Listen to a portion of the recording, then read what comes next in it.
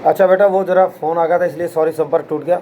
तो मैंने बताया कि तो इस प्रकार हमें चित्रकारी से, मूर्तिकला से हमें उस वक़्त की जानकारी मिल जाती है।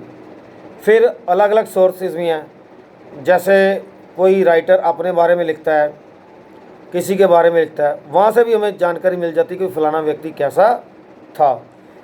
इसके अलावा कोई जैसे फिल्म्स आ गई, जैसे अभी आपने 2 साल पहले फिल्म आई उड़ी, द सर्जिकल स्ट्राइक, मैं बिल्कुल मॉडर्न की बात की कर रहा हूँ कि उसमें जैसे कि पाकिस्तान ने हमारे जवानों को मारा, कैसे हमने बदला लिया।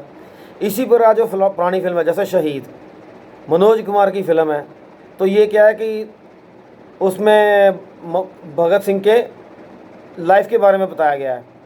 तो अगर भगत सिंह था तो ही फिल्म बनी ना, फिर भगत सिंह कैसा था, उसके कार्य करने का तरीका कैसा था, वो हमें ऐसे साधनों से भी जानकारी मिल जाती है।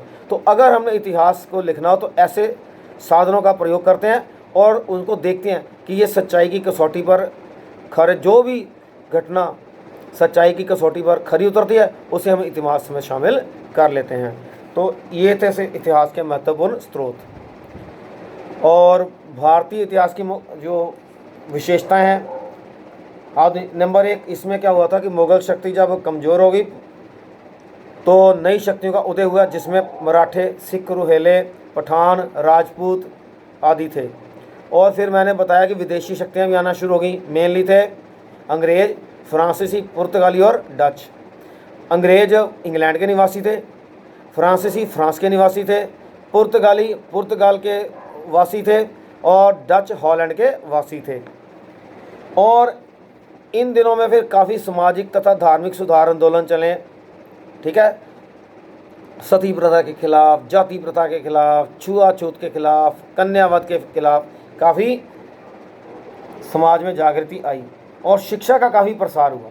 कि आगे पुराना वक्त था तो गुरुकुलों में शिक्षा दी जाती थी, फिर जब ये मुग़ल आ गए तो क्या हुआ, हिंदुओं ने मंदिरों में शिक्षा देनी शुरू कर दी, मुसलमानों ने मस्जिदों में शुरू कर दी, ठीक है, सिख्स जो थे वो उन्होंने गुरुद्वारा में शुरू कर दी। तो लेकिन अंग्रेज़ों ने स्कूल्स, पहले यूनिवर्सिटी, कॉलेजेस और स्कूल्स खोलने शुरू कर दिए। फिर जब शिक्षा का प्रचार हुआ, लोग जागरूक हुए और उन्होंने भारत की आज़ादी के लिए संघर्ष शुरू कर दिया।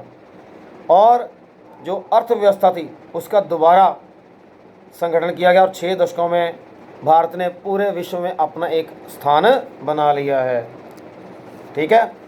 तो उसके बाद जो तरक्की हुई, प्रगति हुई, उसमें क्या कि पहले तो जब मुग़ल साम्राज्य कमज़ोर हुआ तो कई शक्तियाँ जैसे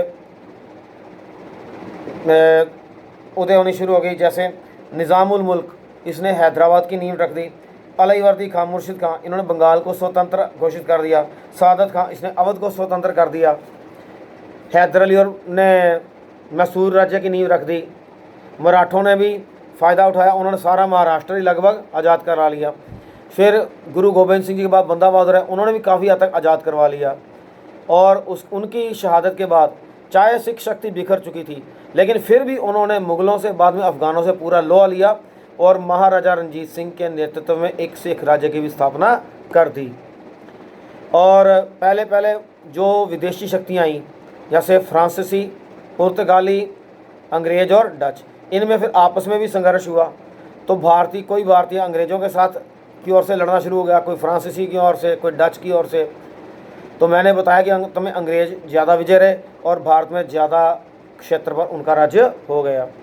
और भारत की जो अर्थव्यवस्था थी उस पर भी अंग्रेज़ों का अधिकार हो गया, तभी उन्होंने बहुत शोषण किया और भारत को गरीब बना दिया। So this is all about first chapter, यानी कि 9th chapter of history, social studies. 9वां चैप्टर है, इतिहास का पहला चैप्टर है। तो ये जो क्वेश्चंस हैं बेटा, मेरी ब्रीफिंग को सुन लेना और ये जो क्वेश्चंस हैं इनको लिखना भी है, याद करना भी है। All the best, have a nice day.